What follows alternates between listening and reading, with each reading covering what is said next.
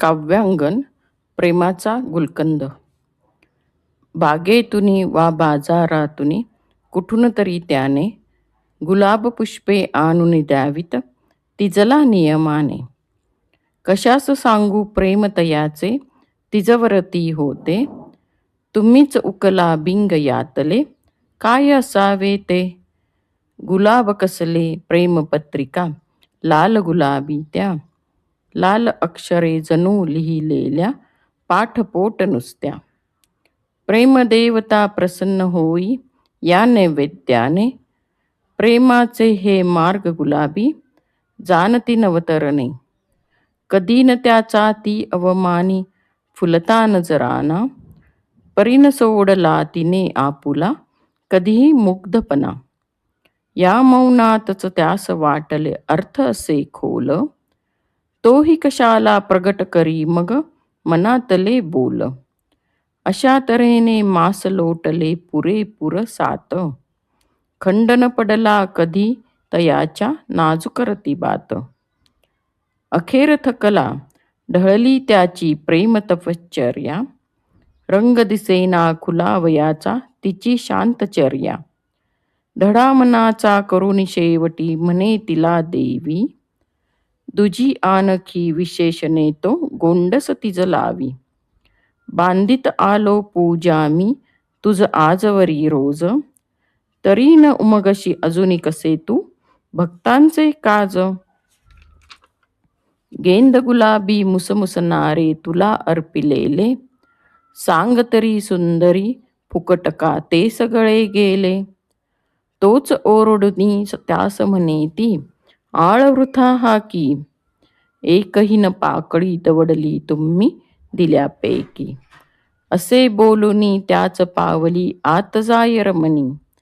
क्षणात घेऊनी ये बाहेरी कसलीशी बरणी. म्हणे पहा मी यात टाकले ते तुमचे गेंद. आणि बनविला तुमच्यासाठी इतुका गुलकंद. कशास डोळे असे फिरविता काली भुंड. बोट यातले जरा चाकुनी गोड करा तोंड. क्षणैक दिसले तारांगण त्या परी शांत झाला.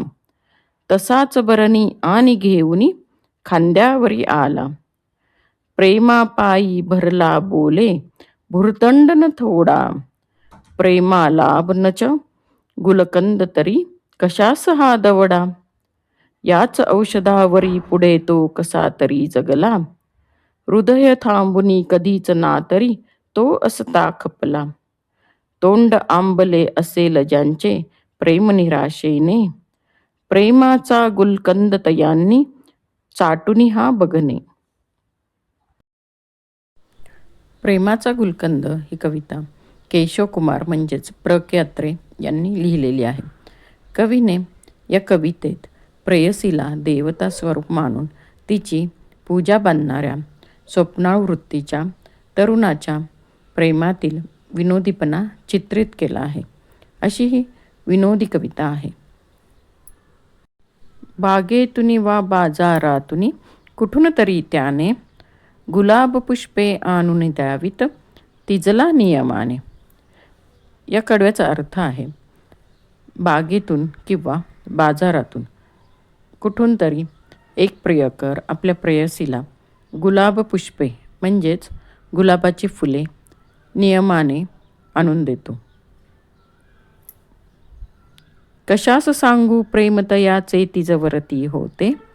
तुम्ही चौकला बिंग यातले काय असावे ते. एक प्रियकर प्रेयसीला रोज फूल का बरे देत असेल हे तुम्हीच ओळखा असे कवी येथे सांगतात. गुलाब कसले प्रेमपत्रिका लाल गुलाबी त्या.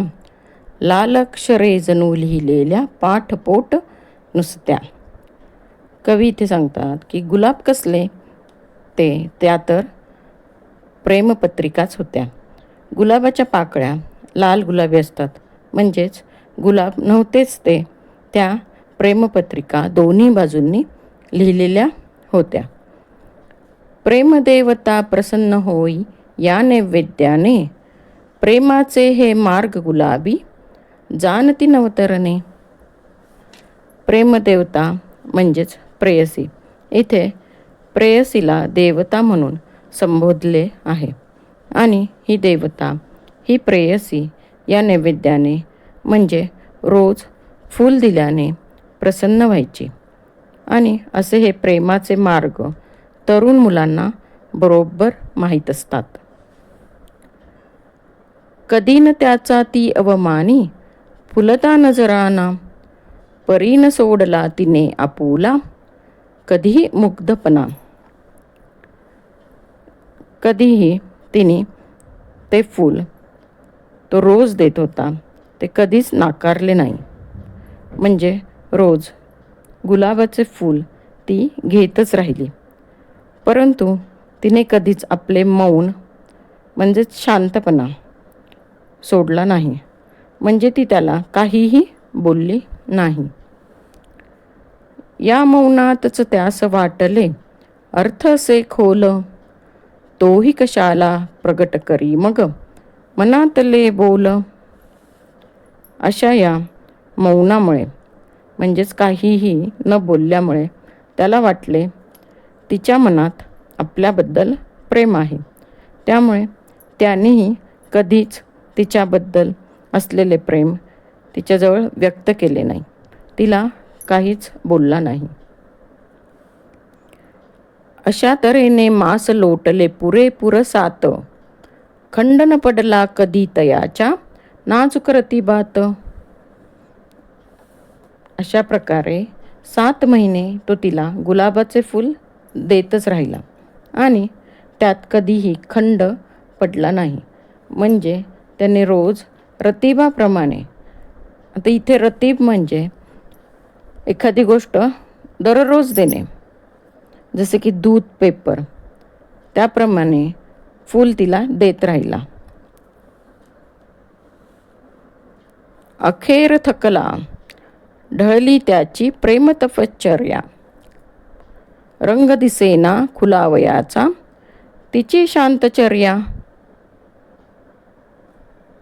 तिचा दररोजचा शांतपणा पाहून तिच्या शांत स्वभावात प्रेमाचा रंग उमटताना न दिसल्यामुळे शेवटी तो थकला आणि त्याची प्रेमासाठी केलेली तपश्चर्या कमी झाली किंवा ढासळली.